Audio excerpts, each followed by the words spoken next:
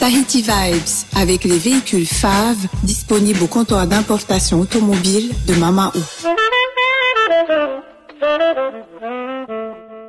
Yaorana et Maeva sur ITFM dans votre émission Tahiti Vibes. Aujourd'hui, on va parler d'écologie, mais surtout on va parler de notre magnifique environnement qui est l'océan, le lagon. On a la chance d'avoir une association parmi d'autres, mais une qui est très active, que l'on ne présente plus, qui est l'association Océania, qui est très investie aussi dans l'éducation des jeunes générations, puisque c'est eux l'avenir de notre beau Fénois et de notre océan qu'on essaye de protéger quoi qu'il en coûte. Alors on a le plaisir d'accueillir aujourd'hui Charles Mars. Yaorana. Yaorana. Alors tu as rejoint donc l'association Océania de Moorea en poste de responsable éducation et sensibilisation. Oui, exactement. Alors c'est un sacré titre, hein, dis donc. Oui, alors raconte-nous un peu. Mais... Ouais, ça fait peur. Alors dis-nous, tu viens d'où? Qu'est-ce qui t'a amené à Océania? Alors, du coup, j'ai rejoint l'équipe Océania il y a 1 an en tant que bénévole en premier lieu, et puis après en service civique. Et donc c'est pendant mon service civique que j'ai appris vraiment comment s'adresser aux enfants, développer des jeux, développer des projets éducatifs, pédagogiques. Et donc voilà, c'est comme ça que j'ai un peu pris goût. À la base, je suis pas du tout dans l'éducation. Alors c'est quoi ton parcours justement? Alors j'ai un master en sciences de la mer. Ah bah donc, quand même, voilà. T'as déjà la base. Biologie marine. Non, tu m'aurais dit ouais, je suis coiffeur, je me serais dit ah oui, c'est avec quel grand gap. Non, en écoute. effet. Non, j'ai quand même justement, c'est ce qui m'aide, c'est que j'ai les bases de la biologie. La connaissance. Et puis après, c'est de la vulgarisation, ce qu'on appelle scientifique. C'est vraiment essayer d'apprendre au plus grand nombre avec des mots faciles, avec des analogies pour que tout le monde comprenne. Alors ça veut dire quoi analogie pour ceux qui comprendraient pas? Des comparaisons. Des comparaisons, exactement. Alors du coup, l'association s'est fait connaître justement par des séances, on va dire des formations, des rencontres, déjà dans un certain nombre d'établissements. Aujourd'hui, vous pouvez vous adresser à un public, on disait en préparant l'émission, de 3 ans jusqu'à l'université. Donc du coup, on va essayer de voir un petit peu en fonction des publics que vous pouvez rencontrer, quels sont vos objectifs. Alors quand on est face à un public de la maternelle, on essaie de les sensibiliser à quoi, ces enfants-là? Eh bien, en maternelle, on apprend déjà un petit peu à regarder le monde qui nous entoure, et c'est vraiment là où la sensibilisation elle est importante, parce que c'est vraiment le tout début pour leur faire comprendre que leurs actes, ce qu'ils font au quotidien, ça aura un impact sur leur environnement. Et donc on leur apprend vraiment beaucoup de choses, mais c'est déjà les premières bases. C'est quoi un cétacé? Qu'est-ce qu'un dauphin? La différence entre un dauphin et une baleine. Exactement. Voilà, donc c'est vraiment la toute base.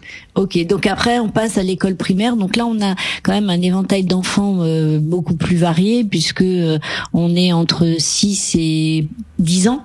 Oui, c'est ça. Du coup, là, la demande et les questions sont peut-être pas les mêmes. Les sujets abordés, c'est dans le prolongement de ce que vous faites en maternelle, ou là, vraiment, on part sur quelque chose de beaucoup plus étoffé? Oui, c'est ça. On garde à peu près la même trame. Ça pourrait même presque être les mêmes ateliers, sauf qu'on complète avec des informations complémentaires, un petit peu plus poussées. On introduit des mots aussi qui n'ont pas l'habitude d'entendre.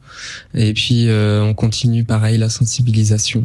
C'est ce qu'on retrouve pareil quand on va se projeter dans une population d'enfants collégiens?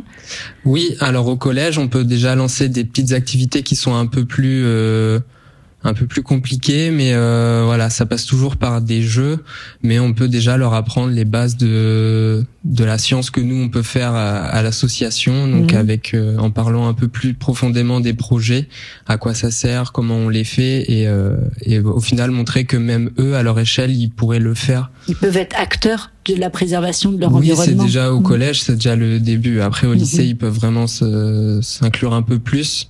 Et alors justement au lycée, vous proposez, qu'est-ce qui est proposé de plus justement, parce que là on est chez des jeunes adultes.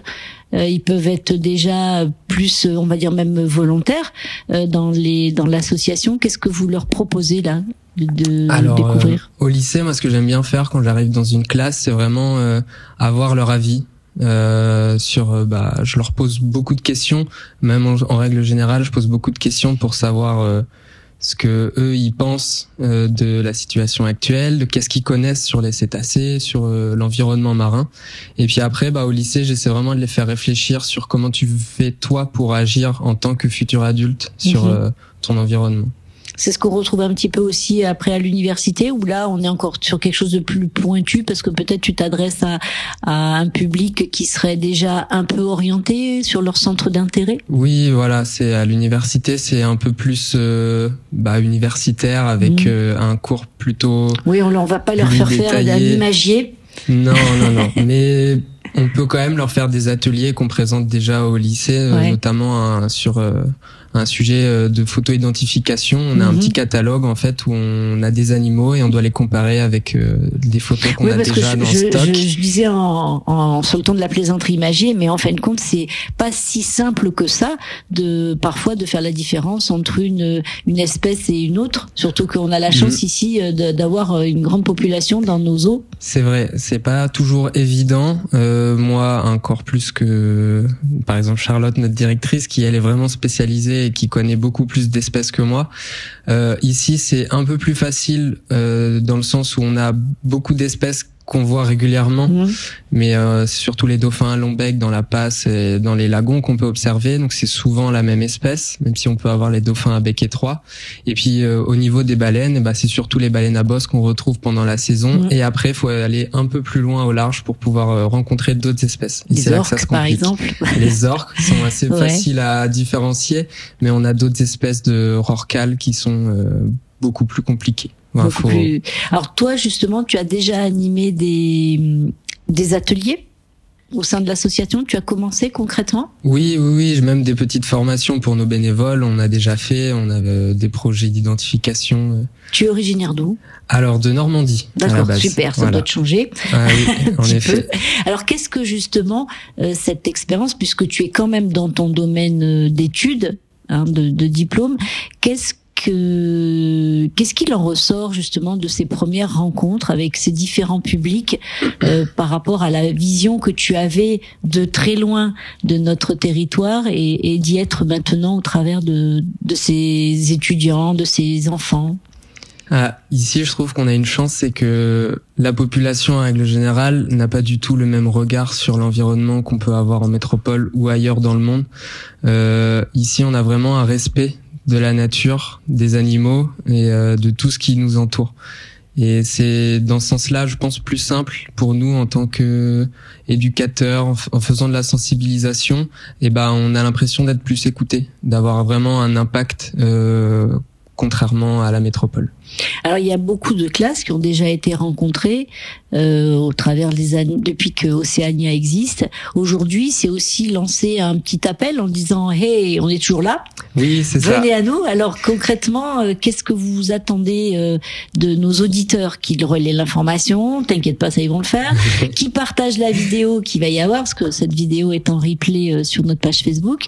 Mais concrètement, si il y a des établissements, vous intervenez des fois en entreprise. Je me demandais si ça c'est une cible ou pas du tout. Oui, c'est une cible qu'on a même envie de développer. Pour l'instant, on s'est consacré beaucoup aux scolaires et aux périscolaires aussi également. Mais c'est vrai que les entreprises, on a envie d'y participer un peu plus parce qu'il y a cet âge dans les tout petits où on découvre le monde. Après, quand on grandit un peu plus, on se rend compte que c'est nous qui allons faire changer les choses. Et chez certains adultes, il y a une prise de conscience maintenant qui est beaucoup plus importante qu'il y a quelques années.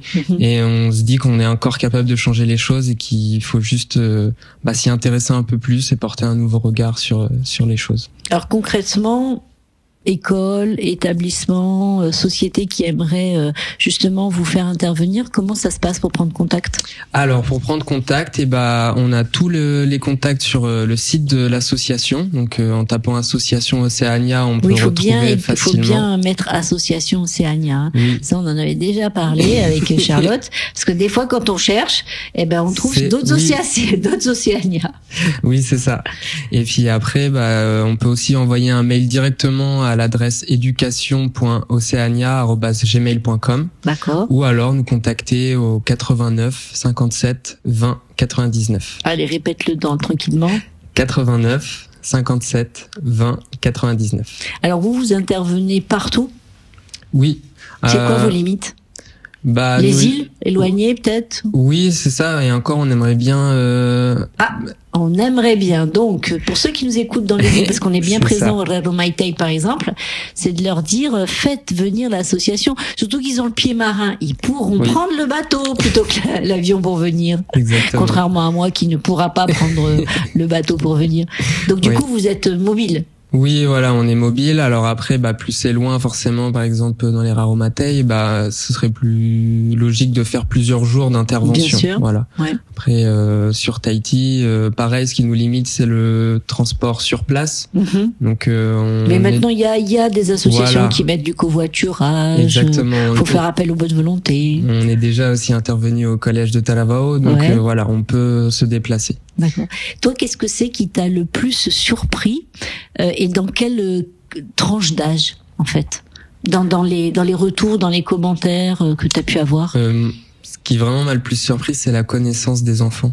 De quel âge à peu près? Dès 6 ans, ils sont déjà capables de me sortir c'est quoi un cétacé, les espèces qu'on peut rencontrer ici, les interactions entre les espèces, que ce soit sur les cétacés ou les requins, les poissons en général, ils sont vraiment intéressés. Alors peut-être que c'est aussi les autres associations du Fénois qui ont bien fait leur boulot, mais non, vraiment ils sont impressionnants.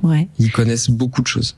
Et t'as des anecdotes comme ça, peut-être un peu rigolotes, de dire, je sais pas, c'est bon, comme les enfants, faut être prêt à tout quand on les a en face.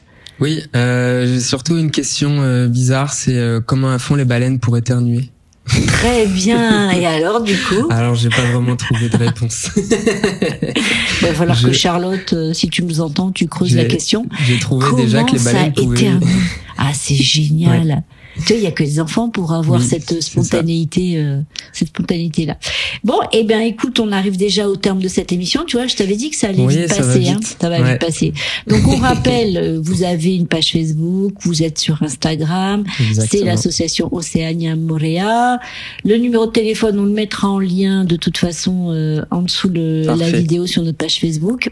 Donc, n'hésitez pas à les solliciter où que vous soyez, pour justement continuer à stimuler la curiosité et cet investissement des enfants dont tu nous as parlé. Et puis si comme moi vous avez trop hâte de savoir comment éternuent les baleines, je vous donne rendez-vous sur leur page Facebook. Allez-y, inondez Charlotte de la question, j'ai hâte de savoir la réponse. Merci à toi d'être venue. Merci beaucoup. Il faut toujours faire avec le sourire les choses sérieuses.